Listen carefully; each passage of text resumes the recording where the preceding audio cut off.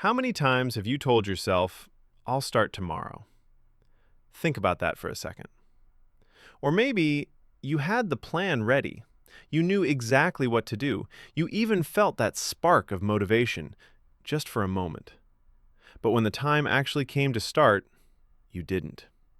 Instead, you checked your phone. You cleaned something that didn't need cleaning. You watched one quick video that somehow turned into an hour. And then the guilt showed up again. And maybe you told yourself, I just need more discipline. But let me tell you something that might change everything for you. It's not that you lack discipline, and it's not that you're lazy. Here's the truth. You're not struggling with time management. You're not struggling with willpower. You're struggling with emotional resistance. Let that sink in. Emotional resistance. Now let me explain. Every time you try to start something important, studying, working out, building a business, even cleaning your space, your brain doesn't see it as just a task. It sees it as discomfort, effort, uncertainty, maybe even the risk of failure. And your brain, it has one main job: to protect you, to keep you safe, which means it tries to avoid discomfort and move you toward pleasure. So what does it do? It pushes you away from the task and pulls you towards something easier, something predictable, something that gives you quick relief. That's why your phone feels so magnetic. That's why just 5 minutes turns into an hour. That's why you suddenly feel tired the moment it's time to start. It's not random, it's your brain trying to protect you from discomfort. Now think about this. Procrastination is not a time problem. It's a feeling problem. Let me say that again. It's not a time problem.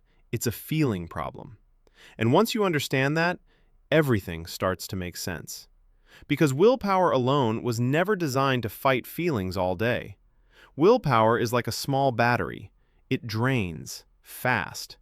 So if you rely only on motivation or discipline, eventually you lose.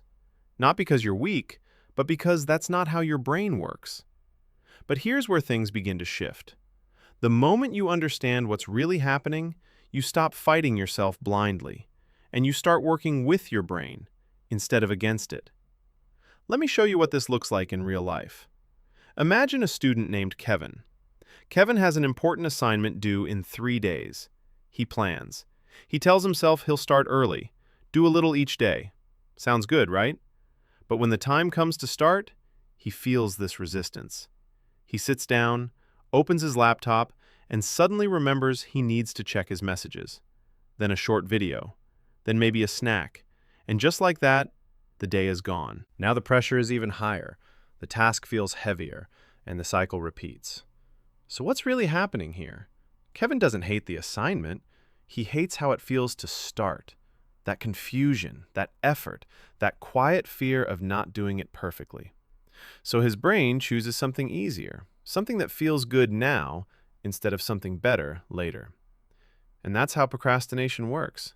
It's not laziness, it's avoiding discomfort in the present moment. Now let's go a little deeper. Every time you procrastinate, your brain is running a calculation. Effort versus reward. If the reward feels far away, unclear, or difficult, your brain lowers its priority. But if the reward is immediate, entertainment, food, social media, your brain raises its priority instantly. So when you sit down to do important work, your brain is basically saying, this is hard, and the reward is far away. Let's do something easier. And unless you interrupt that pattern, it wins, almost every time. So now the real question is, how do you break this cycle?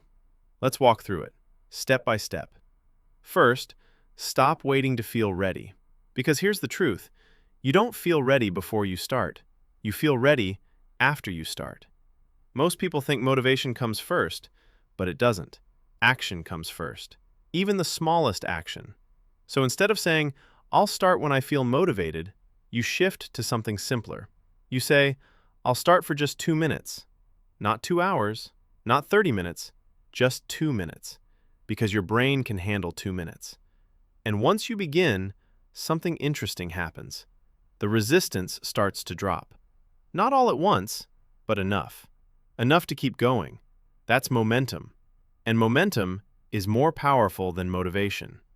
Second, shrink the task. Make it so small it feels almost impossible to refuse. Because most procrastination comes from tasks that feel too big, too overwhelming, so your brain avoids them.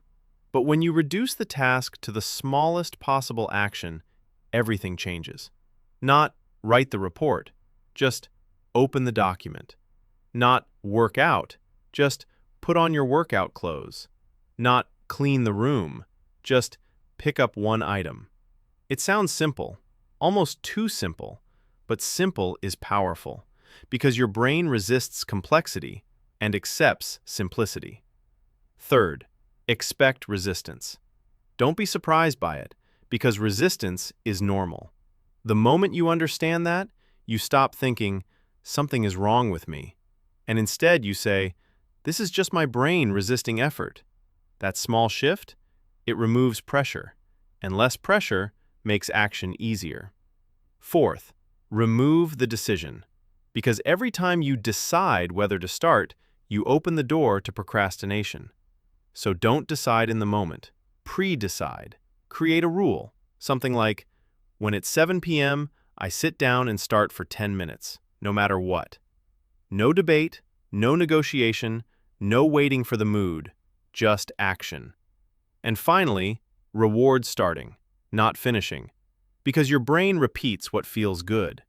If you only reward big outcomes, your brain resists starting.